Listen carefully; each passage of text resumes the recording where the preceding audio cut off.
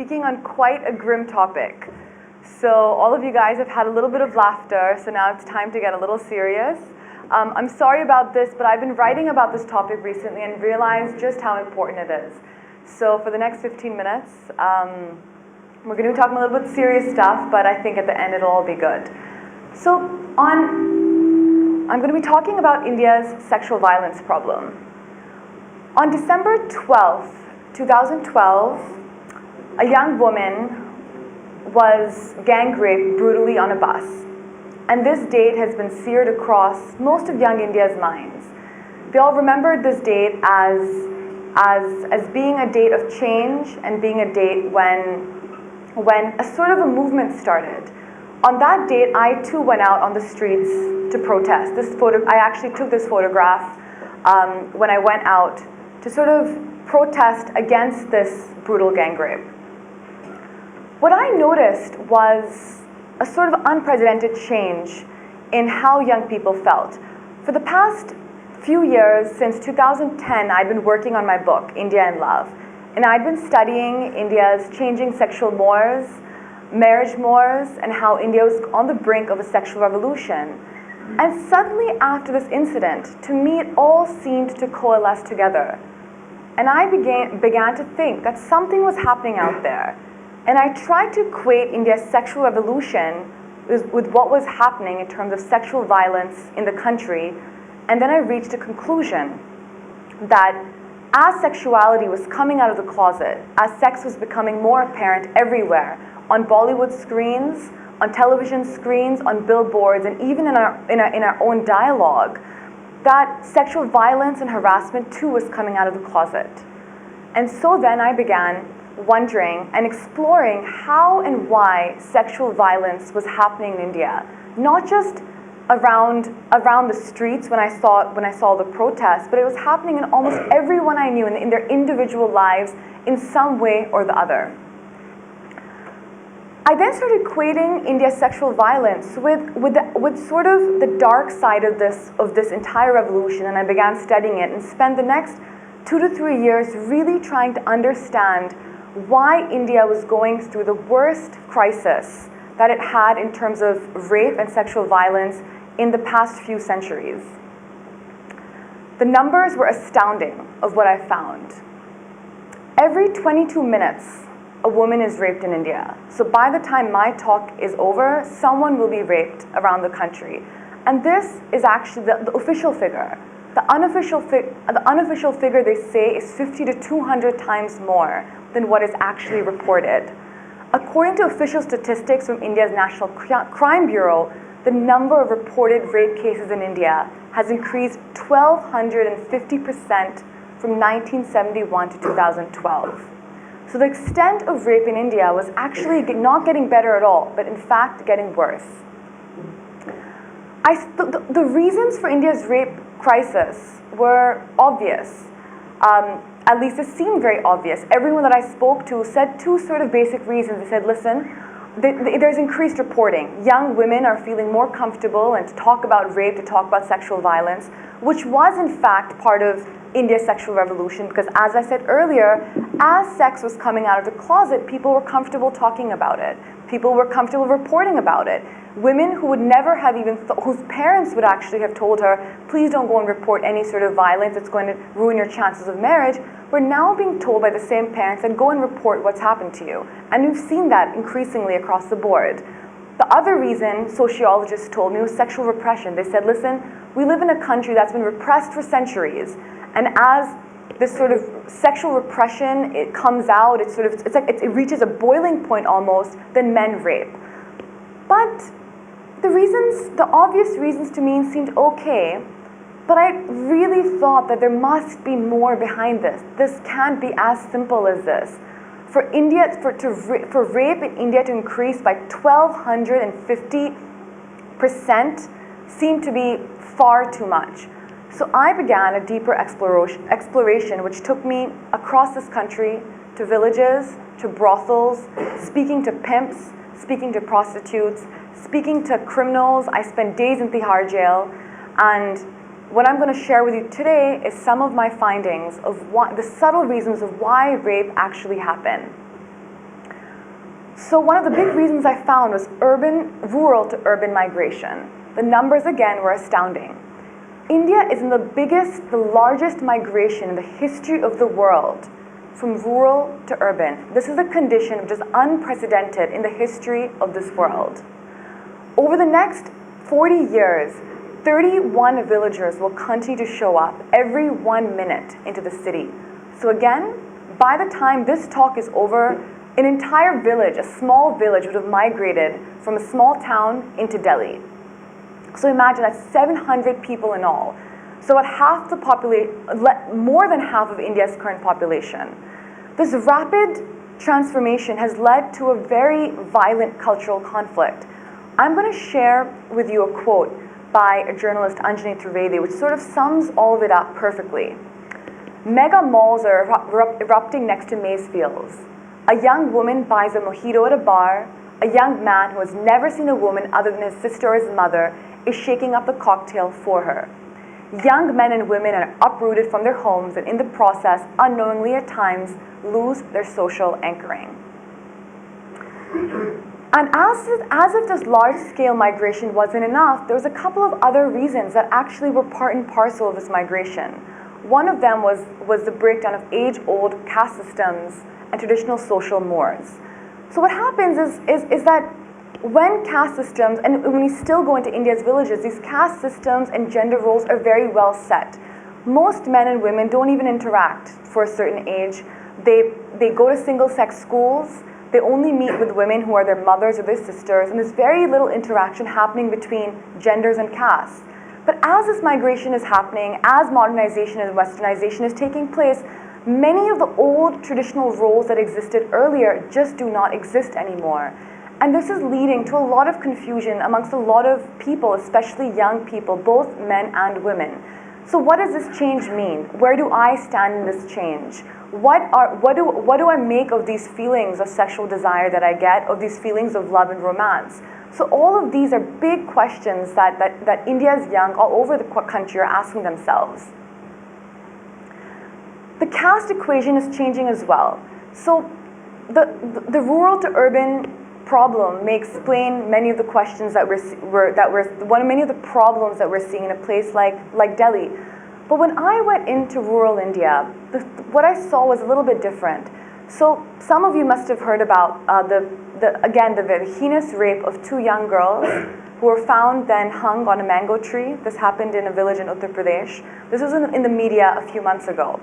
So I actually went there, studied what happened, I interviewed many people, and what I found was that caste plays a huge problem in this equation.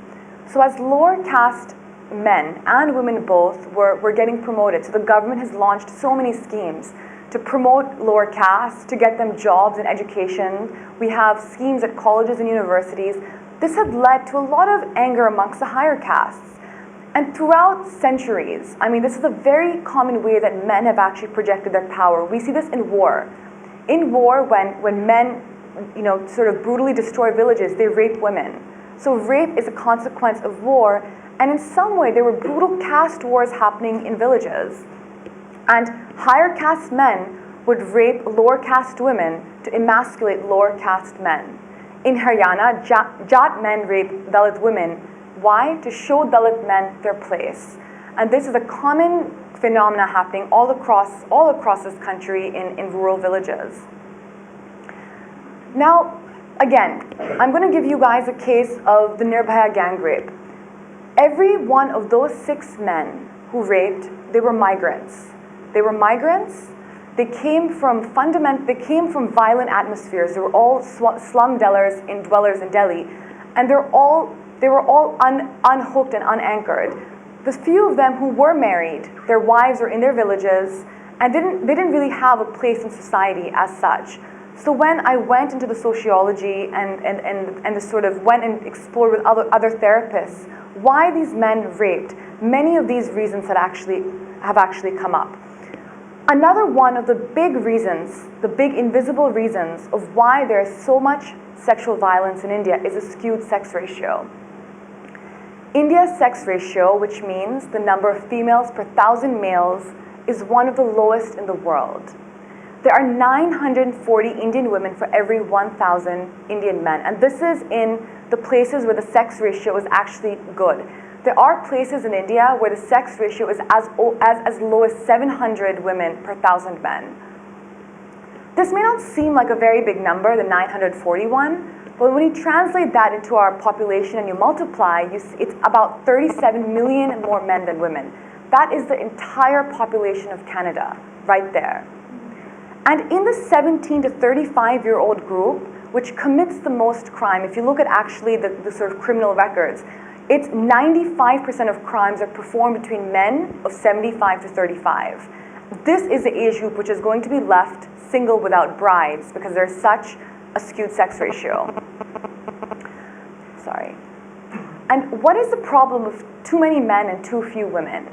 High male-to-female ratios have historically been correlated with high rates of violence. It is these young, unmarried men who actually commit the most crimes. We have seen this in China, where because of the one-child policy, there's a high number, even more than India, group of unanchored young men. And so as this population increases in India, there's more and more sexual violence, there's more patriarchy. Societies where this has happened in the past traditionally become more and more patriarchal. The men dominate the women even more. And we see this again in the Nirbhaya case. And so again, let me paint a small picture of the past of where this has actually happened. I'm going to give you guys a case of ancient Athens and ancient Sparta. So Athens had about 3 men for every 2 women. This was largely because of female infanticide and because of neglect of women. Sparta, on the other hand, was a military town, and a lot of the men left Sparta to go for training when they were very young. So there's a lot more women than men in Spartan society. And what happened consequently was that women in the Spartan society were educated and could own property. So when you look at the property records from ancient Sparta, you see that almost 40% of women owned property there, whereas in Athens, women weren't even allowed to own property. So one can just see examples of not just now, but even in the past, when there are more men than women, societies become dangerous, they become more violent, and they become obviously more patriarchal. Now, this is pretty bad news for India because female infanticides and sex-selective abortions continue to rise. The situation is actually going from bad to even worse.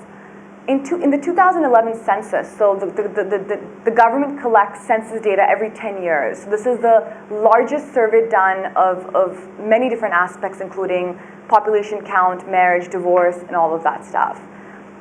That census showed that the country's youngest population group, which was 0 to 6, was reported to have 914 women for every 1,000 men. The lowest number of women ever recorded in any age group since independence. So what we saw earlier was 940 was the average. So imagine, so that in 0 to 6 was 914.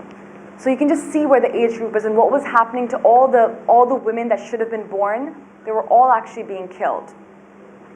And therefore in India, sexual violence is actually going to continue to increase and not decrease, looking at the skewed sex ratio, because cheap technology is actually increasing. My research, which has been extensive over the past few years, actually shows that infanticide is worse in urban areas. So in Delhi, more baby girls are being killed than in a village in Rajasthan. So what can we do about this? Are there solutions to this problem, or is there nothing at all? So yes, the gender ratio is one big part of it. Again, the situation is a bit grim. The estimates of abortions in India in 2012 range from 6.4 to 6.7 million, when actually recorded is 620. So you can see how much more the actual number of abortions is in this country. 2/3 of these take place in unauthorized facilities, and 63% of these abortions are unsafe. So we really need to clamp down on implementation of the current laws. There are strict laws that exist for feticide, but in the past 9 years, there have been 2 cases that have been that have gone to the Supreme Court and actually been, and there's been some sort of a sentence that has been passed. So you can see that implementation is quite poor, but there are lots of groups hoping to make implementation more effective of laws. Sexual education is again a very big part of it. Young Indians need to learn more about the risk of sexual abuse. As we all know, the state of affairs is pretty dismal. I was in school not that long before you guys, and I remember the sex ed that we received in school, which really consisted of sort of this very lukewarm biology lesson, I would say.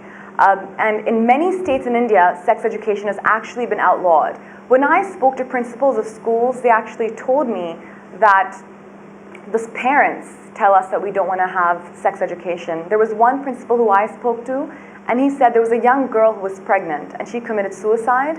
And after the suicide, we tried to implement sexual education programs, and we had parents come. We had almost 100 parents come and sign a petition saying we're going to have you kicked out if you implement sexual education programs because you're giving wrong ideas to our children. So the situation is fairly grim, not just on an individual level, but on a national level as well. Our health minister, Dr. Harshvardhan, has actually said that sex education should be banned and yoga should be compulsory. I'm a yoga teacher also, and let me tell you, yoga is not at all a cure, a replacement for sexual education. But I know I've painted a rather grim scenario and everyone's faces look really serious right now. But there is some good news, and that good news is actually you guys. So again, the situation in India is unprecedented anywhere in the world in terms of demographics right now, the kind of youth bulge that this country is seeing. India is the youngest country in the world, where the average population is around 25.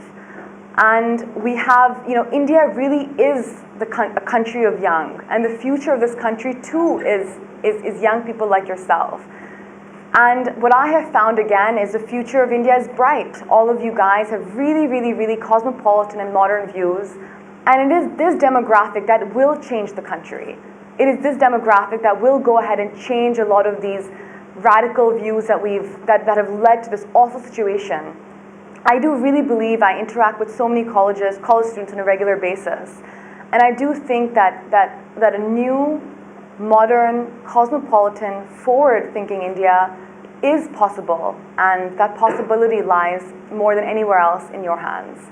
So I do hope that you've taken some of these statistics and and all of you in some way will do your own bit into contributing into a better future for all of us. Thank you very much for listening.